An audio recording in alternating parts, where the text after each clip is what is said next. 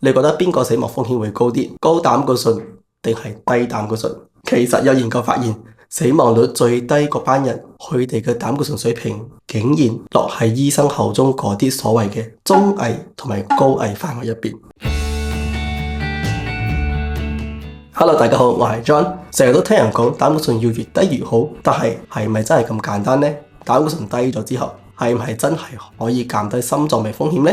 有一份2019年嘅大型研究，分析咗超過1280萬個韓國成年人嘅數據，結果發現膽固醇同死亡率之間係一個 U 型曲線，意思係如果你嘅膽固醇太低或者太高，死亡風險都會上升。根據嗰份研究，死亡率最低嗰班人，佢哋嘅膽固醇係200至250 mg per deciliter， 即係5.2至6.5 mmol per liter。但係而家檢查報告入邊寫話，超過200就叫偏高，要開始擔心。你話諷唔諷刺？如果你驗到膽固醇係210，喺醫生眼中可能已經係中危，但係根據呢份研究，你反而係最安全嗰班。如果你有睇過我之前嘅膽固醇嘅影片，我都有提過呢一個 U 型關係。不過今次呢份研究仲有更加有趣嘅發現，研究人員將成份數據按年齡分類，再去睇唔同年齡層死亡率嘅變化，結果就係咁：18至34歲組別嘅膽固醇同埋死亡率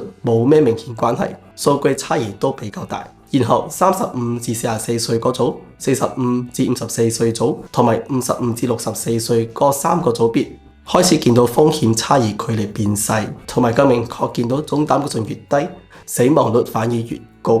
低膽固醇組比高膽固醇組死亡風險高成接近2倍。65至74歲同埋75至99歲嗰兩組呢， U 型曲線開始變得平坦，但係高膽固醇嘅死亡風險依然係低過低膽固醇嘅。總結嚟講，當你盡一切方法去壓低膽固醇，以為自己好健康，點知其實你可能係搞到死亡風險反而上升。呢度有另一個重點就係年齡嘅變化。男士方面，膽固醇係大約50至51歲會升到最高，之後慢慢再跌；而女士呢，就係56至57歲達到高峰。呢個正正同更年期有關，因為雌激素急跌，身體會自然提升膽固醇去幫你調節。所以50歲之後膽固醇上升唔一定係壞事，可能係身體自然保護嘅機制嚟㗎。但係偏偏就係呢段時間，好多人一見到報告話膽固醇升咗，就即刻食藥壓翻落去。但係呢份報告發現呢，喺老年人家身上，高膽固醇反而幫到佢哋減低死亡率，甚至預防認知退化。因為老化嘅細胞可能需要更多膽固醇去維持功能，你壓得越低，反而影響整體健康。咁重點係咩呢？唔係話膽固醇越高就一定好，但係都唔可以咩都唔睇清楚就盲目食藥降低膽固醇。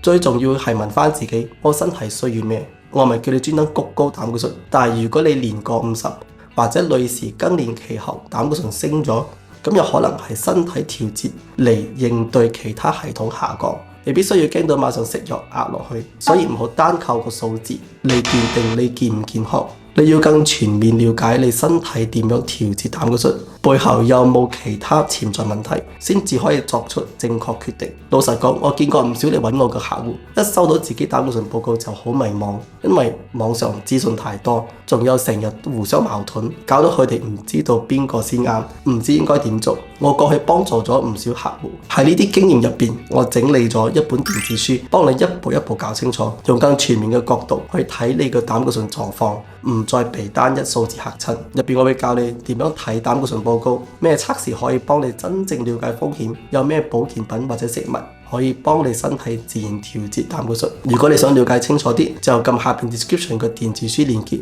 了解更多。今日就分享到呢度。如果你覺得呢條片幫到你，記得俾個 like 同埋 share 出去。未訂閱嘅朋友就快啲訂閱同埋打開個小鐘仔，咁下次我有新影片你就會第一時間收到通知啦。我哋喺下個 video 見，拜拜。